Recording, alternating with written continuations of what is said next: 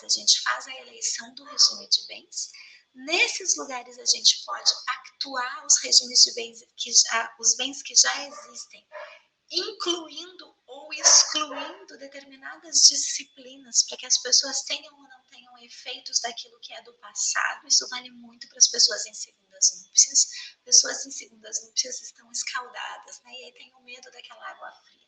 Elas já sabem que pode romper uma família. E essa ciência é muito boa, porque as pessoas entram no segundo relacionamento com muito mais condições de optar de verdade com as questões de bens. Dito isso, eu posso ir ao sistema notarial, ao tabelionato de notas, ou fazer um documento particular e levar ao registro de títulos e documentos. E aí eu levo essa escritura pública ao registro civil das pessoas naturais.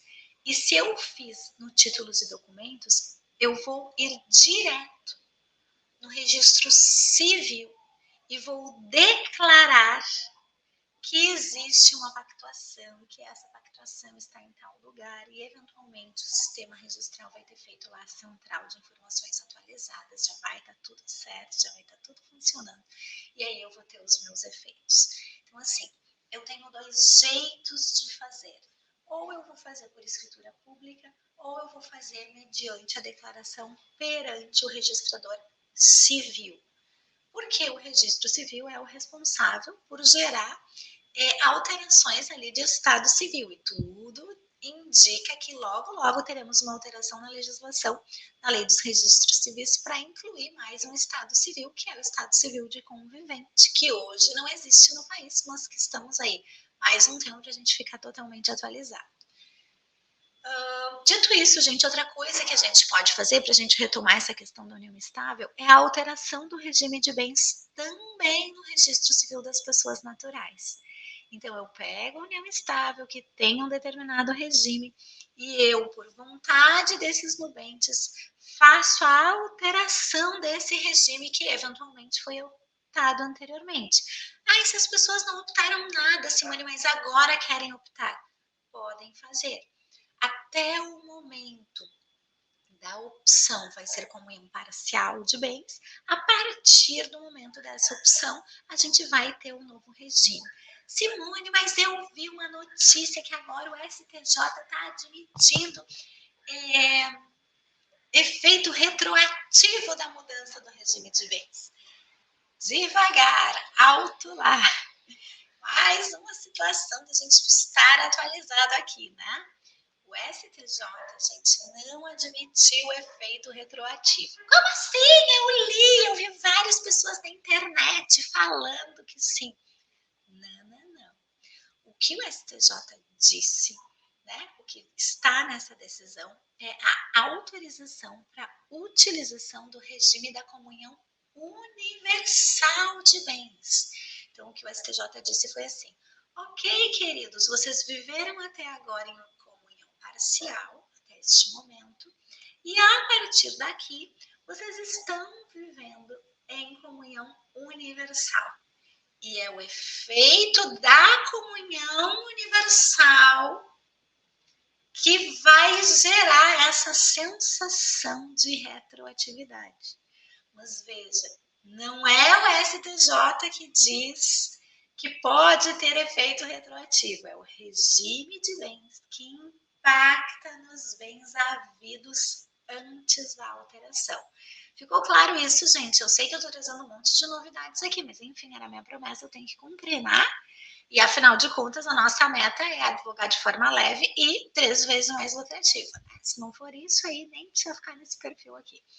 Vamos lá seguir nossa vida com a possibilidade de reconhecimento de filhos, certo? A possibilidade de reconhecimento de filhos, gente, diretamente no registro, ela já é antiga. Ela vem desde aquele precedente da multiparentalidade. E tem origem nesse questionamento, assim, nossa, e se as pessoas quiserem ir a registro e declarar? Então, o que se faz? Um procedimento perante o registro civil das pessoas naturais, e esse procedimento perante o registro civil das pessoas naturais, ele vai ter o efeito de comprovar a posse do estado de filiação perante o sistema registral. O que é essa prova do estado de filiação, gente? É uma prova de que há fama, então há o elemento de publicidade dessa relação de pais e filhos, de que há tratamento, então de que eles se tratam entre si como pais e filhos, certo? E, eventualmente, vai haver também a utilização do nome, mas esse requisito é um requisito que não é essencial. Mas o tractus e a fama, sim, são essenciais. Tem requisitos de estarem todos presentes ou concordes, então é um procedimento consensual. Inclusive, os pais biológicos, eventualmente, se houverem, precisam estar de acordo. Não vale para crianças em tenra idade, isso é outra coisa. Ah, mas então eu posso pegar ali uma criança, posso ir lá e declarar. Não vale para criança em tenra idade. Tem ali a limitação etária para onde isso pode acontecer. E no momento que eu consigo fazer essa comprovação perante o oficial de registro, os efeitos são válidos, gente, como se filho fosse. E uma coisa que é bem assim curiosa é a possibilidade de ter no registro mais alguém na linha de ascendência materna e na linha de ascendência paterna, caracterizando a multiparentalidade. Mas isso, gente, não é para a pessoa inventar multiparentalidade, ao contrário. Ela já vive de fato na multiparentalidade. E aí, com a força dos fatos na multiparentalidade, ela gera o efeito de ter o reconhecimento dessa paternidade ou maternidade já existente perante o registro. Simone, mas é dois pais e duas mães? Que absurdo isso. Os vínculos, eles são móveis na nossa sociedade, né? E esses vínculos podem efetivamente se caracterizar dessa forma. E se isso efetivamente aconteceu e é a realidade dessas famílias, a gente tem autorização para fazer esse tipo de registro, diretamente no registro civil. Simone, precisa estar assistida de advogado para fazer isso? Não vale para adoção, é verdade, menina, não vale para adoção. A adoção é outro tipo de sistema. É só para vínculos que já estão constituídos. Por isso que o procedimento é o de prova do estado de filiação. Não é um migué da adoção, tá? Tô lá na fila da adoção, vou lá dar um miguezinho. Não.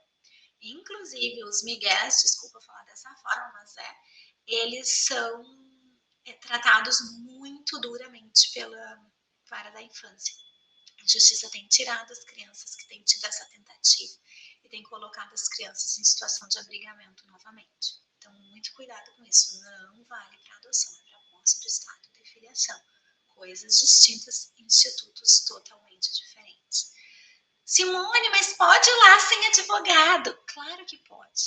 Qual é a vulnerabilidade? Por que a gente pode aí ter uma oportunidade para trabalhar com a advocacia leve? Existem consequências desse reconhecimento, inclusive da multiparentalidade, que precisam ser esclarecidas. Uma vez que eu sou reconhecido como filho de alguém e que eu tenho duplo direito de filiação, eu também tenho duplo dever de filiação. E esse duplo dever de filiação me gera grande responsabilidade de sustentar os pais na velhice. Como assim, Simone? Se eu tenho dois pais, homens, e uma mãe mulher, por exemplo, eu vou ter que sustentar três? Porque a Constituição Federal diz que o direito é recíproco entre pais e filhos e cabe aos filhos sustentar os pais na velhice ou enfermidade. E essas responsabilidades, às vezes, não estão previstas quando as pessoas vão sozinhas fazer coisas. Então, a conscientização comunitária de que há responsabilidades e saber quais são as responsabilidades, inclusive, são questões que nós precisamos e podemos aí ter como oportunidades de atualizados que estamos, como advogados leves, de fazer isso.